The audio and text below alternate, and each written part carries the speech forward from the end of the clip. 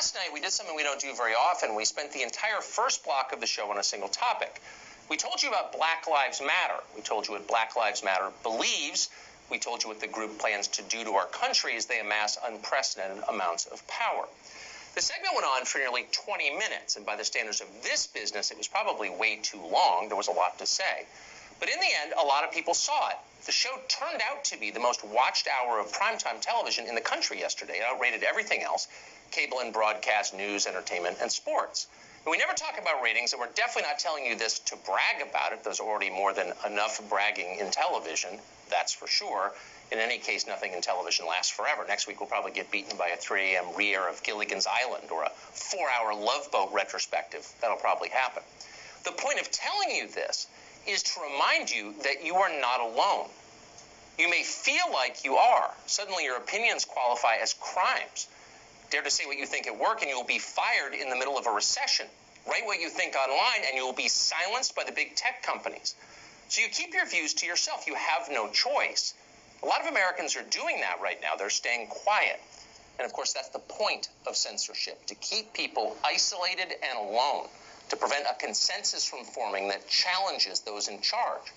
If you're forced to shut up, they can do what they want to you and your country. That's why they do it. But last night's show suggested they have not yet succeeded, though they're trying. Millions and millions of Americans agree with you. You are not crazy. Your views are not evil. What is happening to this country right now is completely and totally wrong. And that will be obvious to everyone someday when our French Revolution has ended. For now, most are too afraid to say that.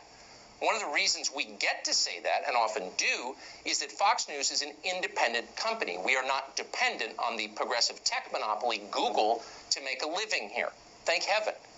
Most media companies are dependent on Google. Google controls 70% of all online advertising. So if you're in the news business, you obey Google. When Google tells you to do something, you do it. You have no choice. They can bankrupt you in a minute, and they will. In all of human history, no single entity has ever had more control over information than Google does right now. So if you're worried about the concentration of power in the hands of a few unaccountable actors, and you very much should be, nobody has more unchecked power than Google does. This afternoon, NBC News decided to use some of Google's power to shut down a couple of its competitors. Power is useful for that.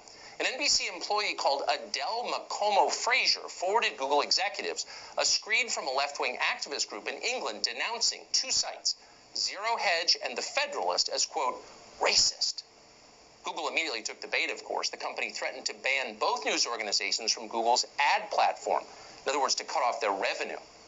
Adele McComo-Frazier was thrilled by this. She immediately fired off a victory tweet boasting about the censorship she had inspired. She called the two sites far right. That's a term that has no meaning but does suggest some kind of immoral behavior that Adele McComo-Frazier disapproves of.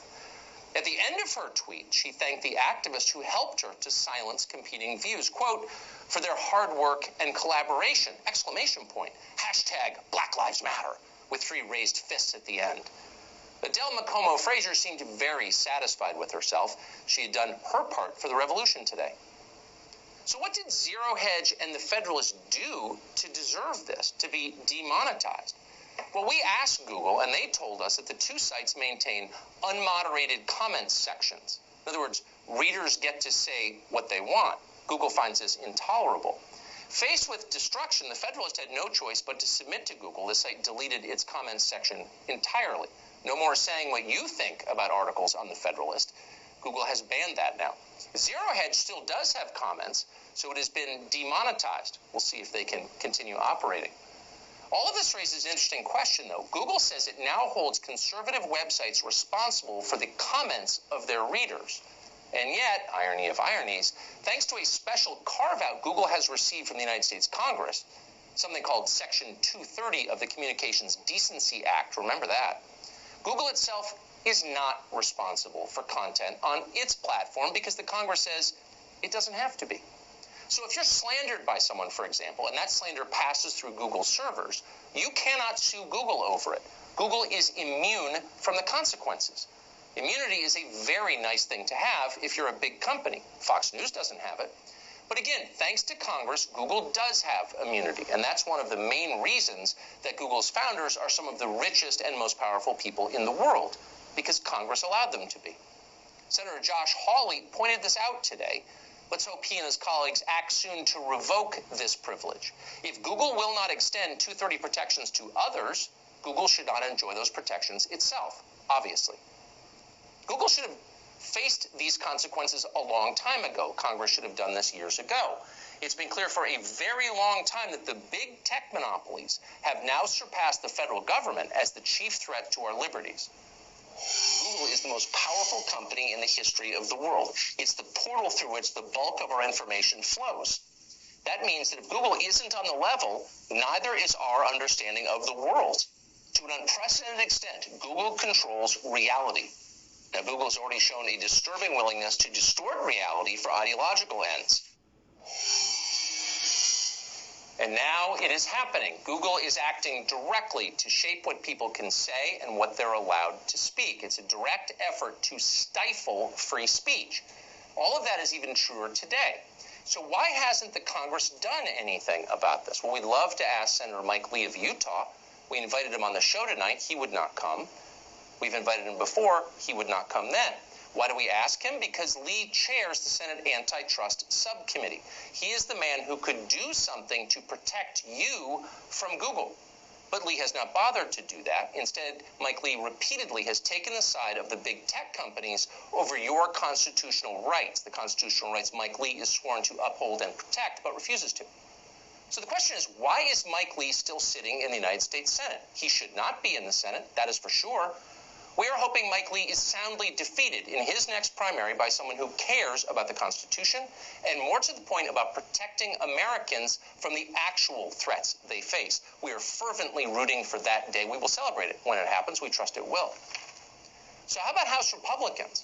Well, this spring, Congressman Doug Collins, the ranking member of the House Judiciary Committee, and Jim Sensenbrenner, the ranking member of the Antitrust Subcommittee, released a letter defending Google and the other tech monopolies from scrutiny. They attacked any investigation of the tech companies that might have, quote, preconceived conclusions that large tech companies are inherently bad or must be broken up. They actually wrote that. Who is paying these guys? And more to the point, whose side are they on? Again, let us hope for a vigorous primary challenge to these two and any who share this view. Year in and year out, we vote for these people in the fervent hope they will stand up for us when it matters. Now it matters. And now, like every time before, they sell us out. Time is up. Seriously, it is too much. The stakes are too high. We need better leadership. We need someone to protect us. Nobody is.